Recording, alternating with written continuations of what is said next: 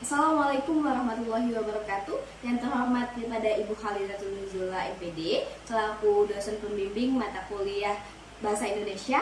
Perkenalkan, nama saya Anissa Rian Sakinah dari Fakultas Keguruan dan Ilmu Pendidikan, Program Studi Pendidikan Kimia, kelas B Indralaya dengan NIM 06101282530028. Di sini saya akan mempresentasikan esai saya yang mana menjadi ujian akhir semester dengan judul Bahasa Informal Masuk Kelas, Pengaruh Media Sosial Terhadap Bahasa Indonesia pada Diri Remaja.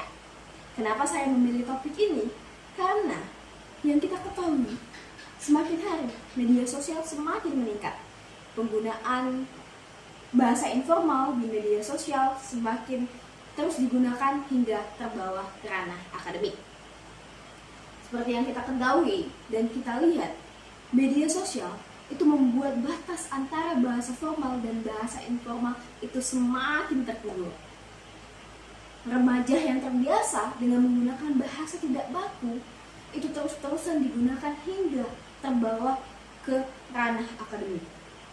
Padahal yang kita ketahui bahwa ranah akademik itu menuntut kita agar bisa berbahasa Indonesia yang baku, yang baik dan benar. Tapi faktanya banyak remaja yang belum bisa membedakan konteks di mana mereka harus berbahasa informal dan di mana mereka harus menggunakan bahasa formal. Bahasa yang tidak baku mulai muncul di dalam akademik seperti tugas, presentasi, tulisan-tulisan ilmiah lainnya. Media sosial itu mendorong komunikasi yang cepat dan juga singkat, sehingga kaidah kebahasaan dari komunikasi yang cepat dan singkat itu mulai diabaikan oleh para remaja. Bahasa informal dianggap lebih praktis dan lebih wajar digunakan. Awalnya, bahasa informal itu hanya digunakan untuk hal-hal yang santai seperti di media sosial, Tapi karena yang awalnya kebiasaan dianggap semakin kebiasaan, hal itu dianggap wajar sehingga terbawahlah ke ranah akademik. Dari fenomena itu memiliki dampak terhadap remaja. Yang pertama itu adalah kualitas bahasa akademiknya menurun. Lalu yang kedua, penulisan diksi yang mereka tulis itu menjadi kurang tepat. Lalu yang ketiga, ide yang mereka sampaikan itu tidak sistematis dan kurang jelas untuk dipahami.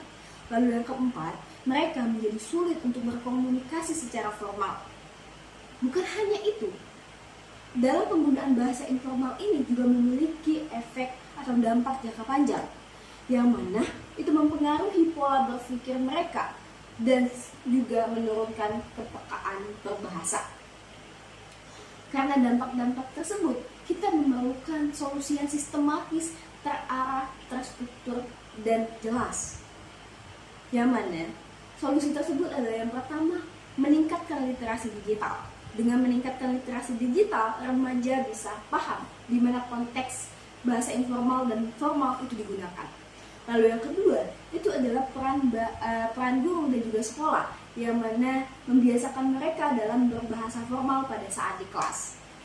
Lalu yang ketiga, itu dengan latihan menulis dan juga presentasi, membuat mereka semakin terbiasa dengan menggunakan bahasa formal, sehingga mereka bisa mengendalikan di mana mereka bisa menggunakan bahasa formal dan di mana mereka bisa menggunakan bahasa informal. Jika bahasa informal ini terus dibiarkan, akan terjadi masalah serius. Oleh karena itu, kita perlu menumbuhkan kesadaran dan pembiasaan bahasa Indonesia agar tetap dijaga di era digital ini, supaya remaja itu tetap bisa mengikuti perkembangan zaman tanpa menghilangkan kaidah kebahasaan. Mungkin itu saja presentasi yang saya dapat sampaikan. Mohon maaf apabila ada kesalahan. Saya akhiri dengan wassalamualaikum warahmatullahi wabarakatuh.